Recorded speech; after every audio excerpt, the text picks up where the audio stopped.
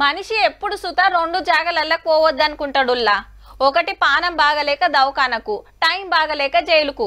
దవాఖానకు పోతే రోజులు వారాలు నెలల కమానం వైద్యం చేపించుకున్నాక బీమారి తగ్గితే ఇంటికి, లేదంటే అంతే ఇక.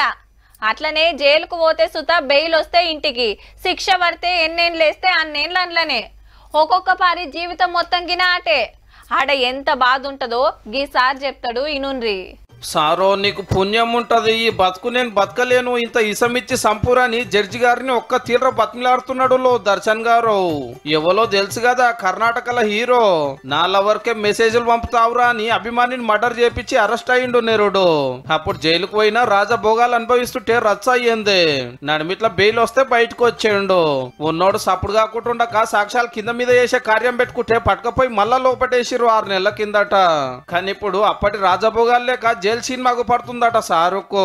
మెత్తటి పరుపు కావాలి, ఇంటికాంచెల్లి పువ్వ కావాలి, ఆ సౌలతి కావాలి, ఈ సౌలతి కావాలని కోర్టును కోరికలు కోరితే అది అవ్వదమ్మా అని బాజాబ్తో చెప్పేసింది.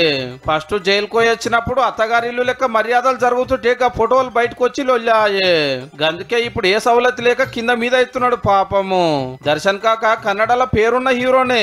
1 నెంబర్ బంగ్లా, ఏసీ అర్రలు, తీరొక తిండి, సకల మర్యాదలతోటి బతికినోడు. అభిమానిని చంపిన కేసులో జైలుకు వచ్చే వరకు దోమలు సూదులేస్తుంటే సప్పటి తిండి పెడుతుంటే 4 గోడల నడుమ నలిగే వరకు ఎటు వశపడతలేనట్టుంది. కానీ మర్డర్ చేస్తే ఏమైతుందో సార్ సినిమాలలోనే చూపించినావు. అసొంటిది రియల్ మర్డర్ కేసులో జైలు కోతామనే చిన్న లాజిక్ ఎట్లా మర్చినవే దర్శన్ కాక.